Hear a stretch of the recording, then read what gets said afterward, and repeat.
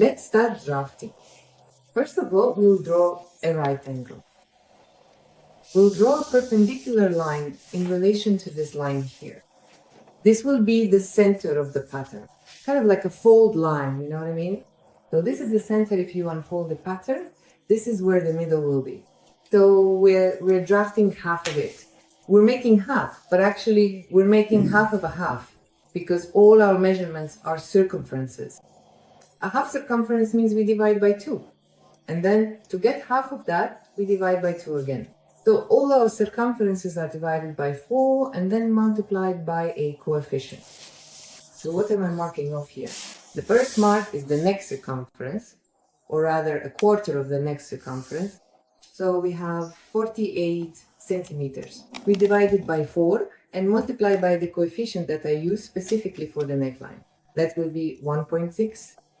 So our measurement is 20 centimeters. We've marked off 20 centimeters.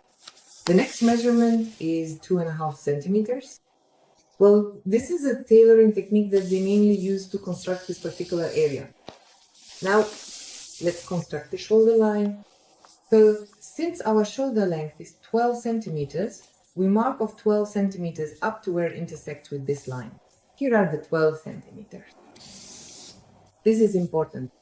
And now, on this line, we mark the shoulder length multiplied by a factor of 2. 24 centimeters, 24 centimeters, there, we've marked it. Now I'm going to carefully draw this perfectly straight line. Take a look.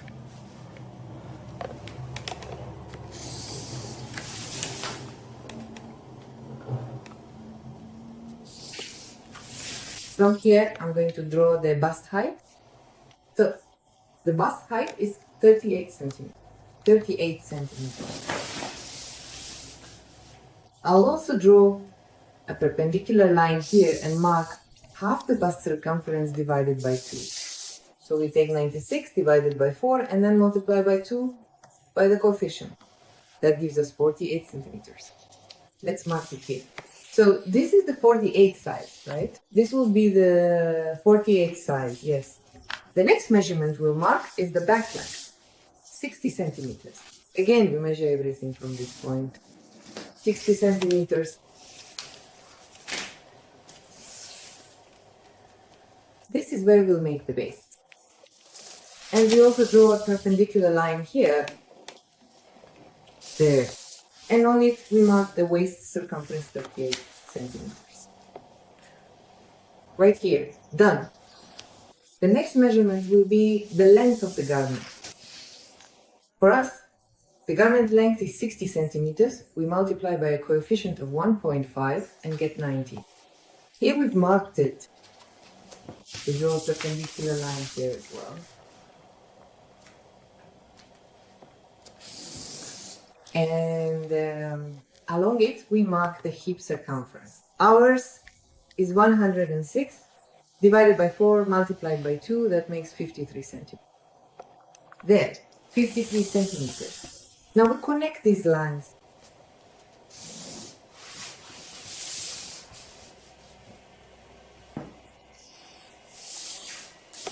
Here's the waist, like this, the waist. The waist turned out well.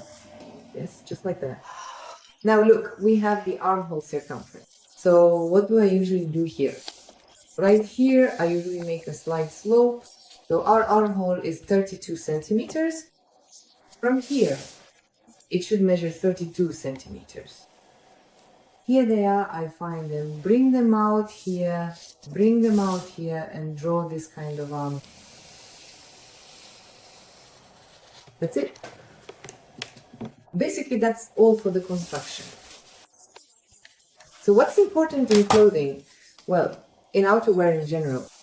First of all, I always make this area more sloped. Secondly, I taper it a little here, because if we make a very pronounced silhouette like this, the bottom of the garment will bunch up. And we still have the collar stand left, by the way. We also multiply the collar stand by a factor of 2, so we get 10 centimeters. But we build the stand starting from this point. Here we've marked out 10 centimeters. And what's also important, look, when you're making the stand in felt, make it like this, because a parallel line, right? Yes, we draw a parallel line, like this. So here, we do it like this, we soften everything here, just a little bit like this, and here, like this. What else do we do in outerwear? We always add ease for comfort. Well, you can do this, say, from 3 to 5 centimeters. It's not critical. Just add it to our pattern along the edge of the garment, like this. There you go. And here, we lengthen it a little bit. There, the pattern is ready. Now I'll show you how we're going to do the layout. So look, this is how we're going to lay out the neckline. The soft wool will also go like this, precisely along the entire cut. The very same principle applies to the hem. The wool will naturally go like this. And what else? Basically, that's all important. Our pattern will be lying on the table like this. And I'll be doing the layout this way. I'll show you with a red marker.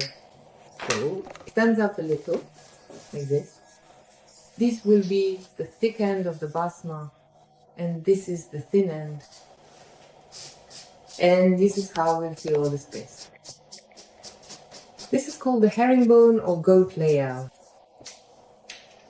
After we have carefully laid out all of the wool, we will then lay out the viscose material perpendicular to our initial layout, just like this.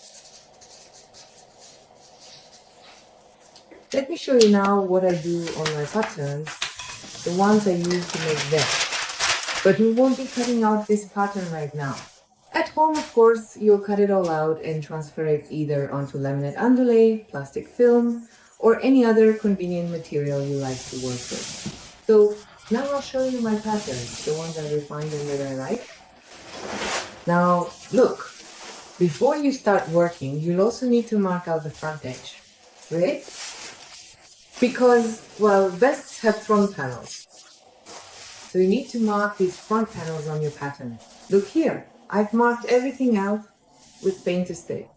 It comes off pretty quickly. Although, in principle, it does stay on for a while.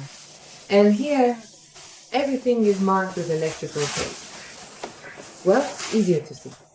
It's easier to see and it holds better. And it's, well, you see, it's self-adhesive, so it doesn't come off with water. And it's also very dense construction tape. So what am I doing?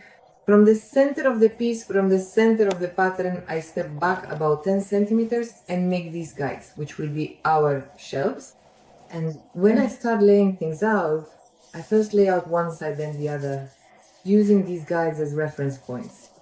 Well, that's probably all about the patterns. Is everything clear to you? I got a little confused here. Go ahead. Which side is the front and which is the back? Oh, it doesn't matter. It really doesn't matter. So, look, this will be the back, sort of.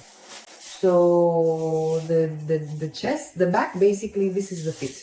That's what it is. The fit, yes, here, well, I don't use any special methods. I don't do a layout that would, well. So, do you finish this part later on the mannequin? I finish it on the mannequin,